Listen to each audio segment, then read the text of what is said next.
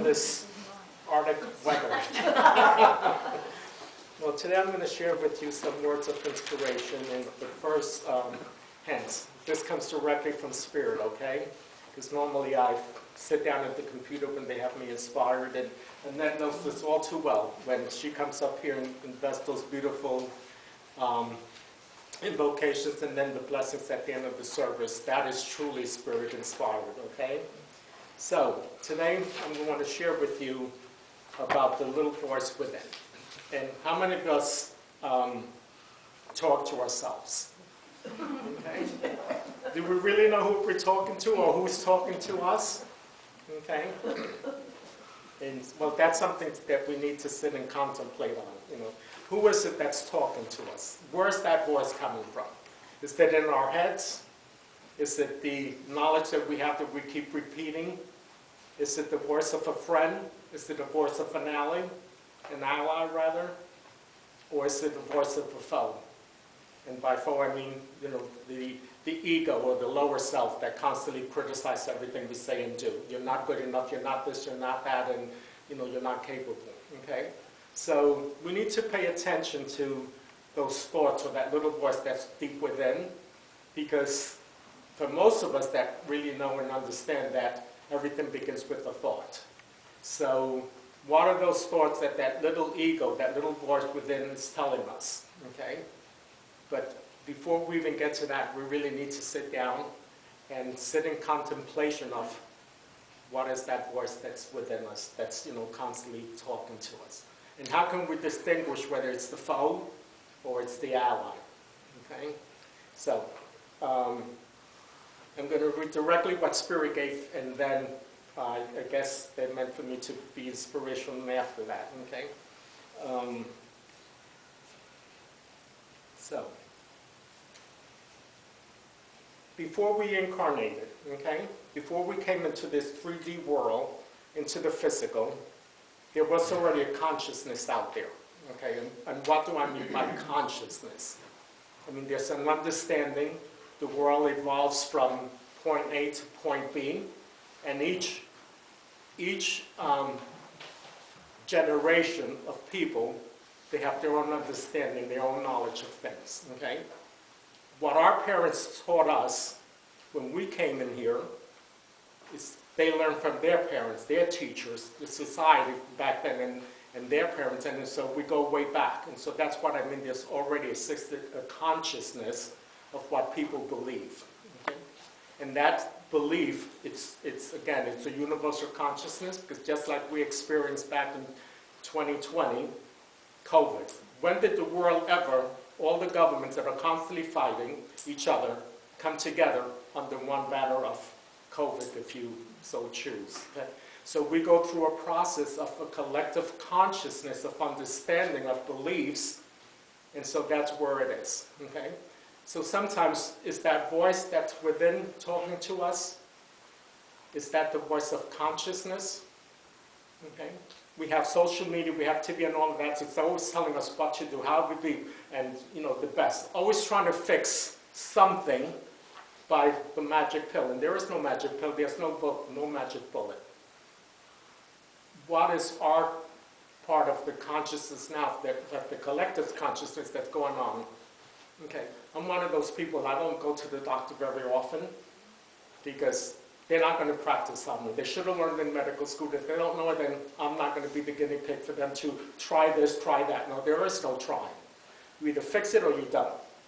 Okay? And the doctors really, all they can do if you have a broken arm, is fix it, you know, put it back in place, put a cast on it, and the body does what it needs to do. It fixes itself. It heals itself. So the doctors don't really heal anything. All they do is repair or replace. So that's where our consciousness has gotten us to. Big pharma, okay? And from my perspective, and I don't want to get on that bandwagon, it's where the doctors now have become licensed drug pushers. You go to the doctor with one issue, they give you a pill, and then, you know, a month later you're taking 17 other pills because the side effect of the one pill. That is the consciousness that we now, as humanities, are experiencing. Why is all of this, you know, that society is so broken, so filled and disease-ridden, that Big Pharma has to step in and fix their magic pill, which doesn't exist, all our issues. Getting back to that little voice within. What is that little voice within us telling us? Okay? Again, depending on your upbringing, oh, you're not good enough to do this, you'll never be anything. You'll never become anything. And so that consciousness, those thoughts, if we accept it, especially when it's traumatic, it becomes our reality.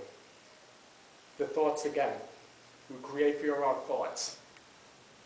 And so, depending on your upbringing, instilling that consciousness of what your parents learned from their parents and going back. Okay? But each progression, we learn new things, we become better, supposedly become better humans. From my point of view, we as a human race, we haven't advanced very much. We're very technological advanced, but when it comes to sympathy, when it comes to compassion for your fellow man, we're still back in the cave times. You know, there is none of that. Those people were better off than we are today because they were in tune to nature. Okay? And what is the reason why we incarnate in the first place in this 3D world? To learn. Okay? Not so much from one another, which we do. We learn the good, the bad, and the indifferent if we accept it to be our reality. Accept that consciousness of the collective to be our reality. It doesn't have to be that. Okay. If you see somebody doing something wrong, you have the choice. We have choice or free will to be that person and say, that's exactly what I don't want to be. Okay? So it's that little voice within is telling you, go this. Remember those commercials way back when? I may be dating myself, but that's okay. Where they have the little angel on one side and the other person on the other side. And, going back and forth, and if you picture both, you go crazy, you go insane. What do I believe? Forget it. Throw them both off the shoulder and live your own life, right? So, that small voice. So, today I'm going to share with you how I came to the realization of my intellect, if you will. Okay. And again, it's that little voice. The way Spirit works with me, and it's understanding we all should attempt to understand when Spirit is connecting with us. I woke up last Monday because I told Annette that I would fill in today as the speaker.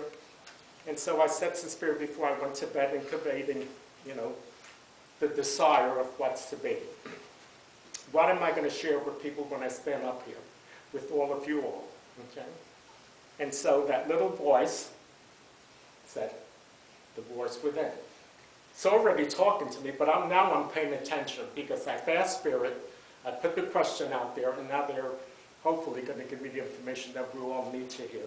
For most of us, we're going to hear what we resonate with, what we're in tune with on the same level of frequency, and that's how we resonate, okay?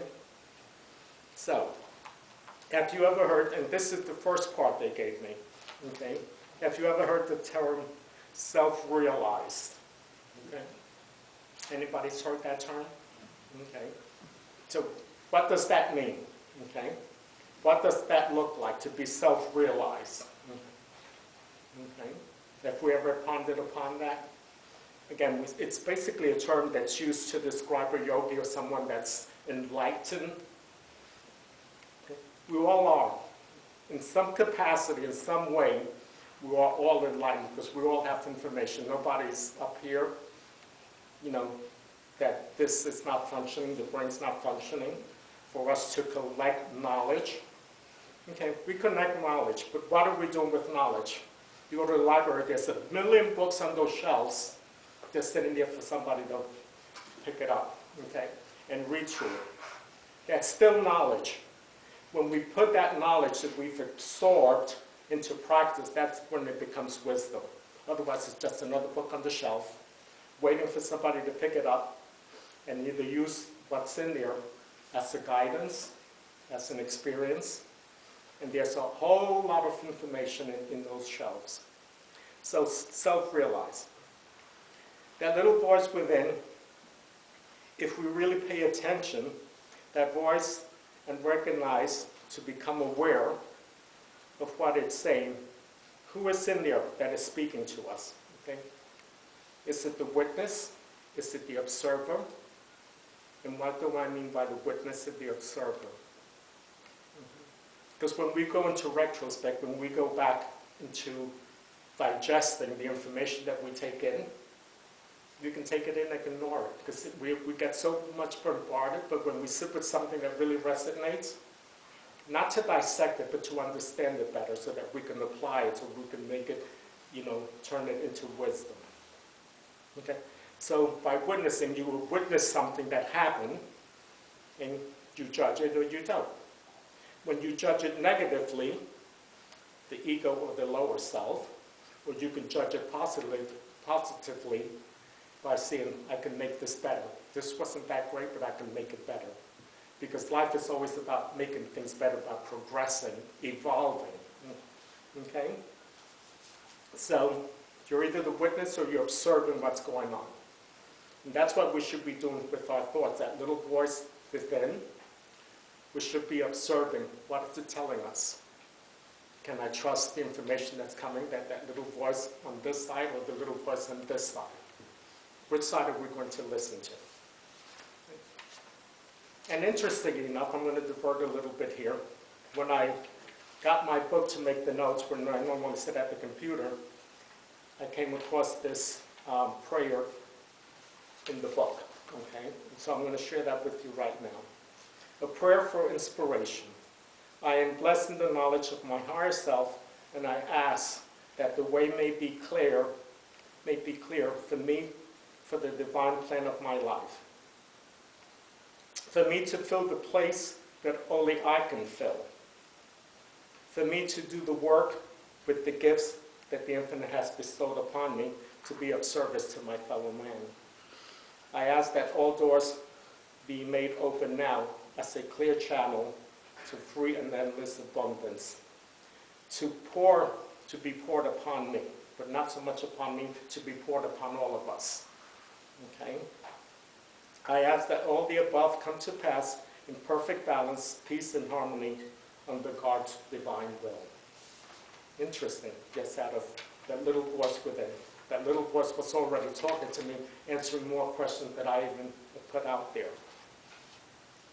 So if that little voice is constantly judging, and this is how we can tell the difference between who's talking to us, whether it's the ego, or is it that higher self, that divine spark within us that is meant to guide us and inspire us. Is it the voice that's constantly criticizing? This is not good enough. That should have been better. And in whatever way we judge the things that we are meant to experience. Okay?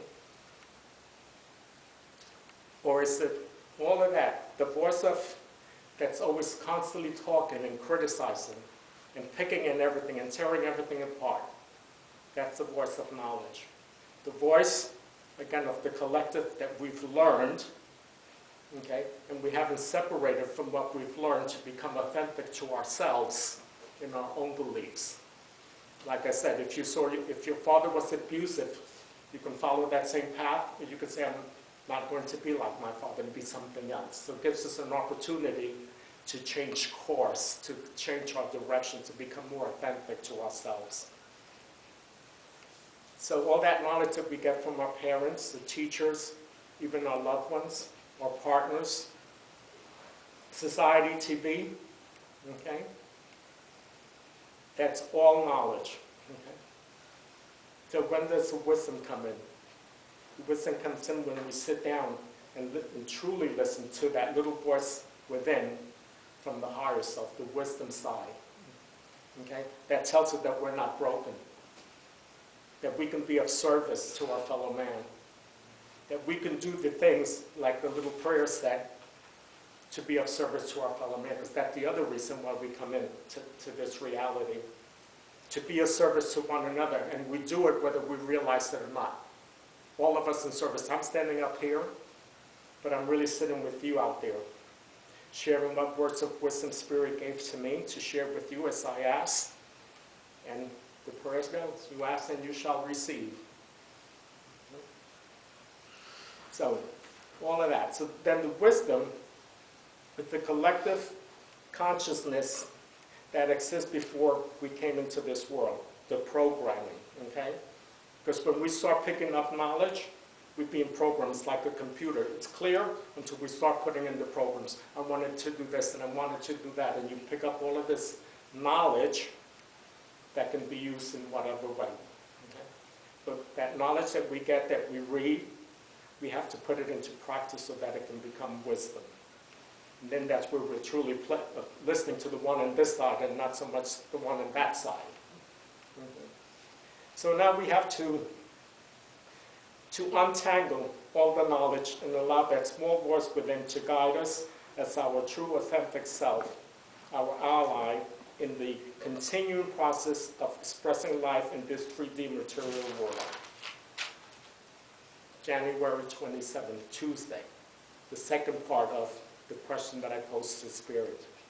Once again, that small voice within, the inner dialogue, having awakened from a dream state where time is in this physical world of reality that doesn't exist, where we get to experience things in a location or a place that we really can't quite identify. How many of us have dreams and we're going to these fantastic places and we're really kind of familiar where it is, but we really don't know where we are? Because we're experiencing life in a different reality. And so who's experiencing that life? Because basically when we put our heads down to sleep, we cease to exist. The body's here, but our true self is experiencing life somewhere else. And there is no time and no space, because sometimes we can sleep for hours and it's only 5 minutes, and we think we've lived already a lifetime. And Alan spoke about time last Sunday. Okay. So when we really go to sleep, we're dead to this reality. We're not aware of what's happening, because our physical self is experiencing life somewhere else. So, when I woke, that small voice within me was still talking, and I didn't really want to get out of bed, like especially today, when it's so cold. Who wants to get out of bed, right, and face the cold? And so I finally had to get up to put it on paper, because for whatever reason, Spirit had me put it on paper, because I said to myself to better understand myself and help guide you in whatever way via my experiences, positive experiences, put it on paper.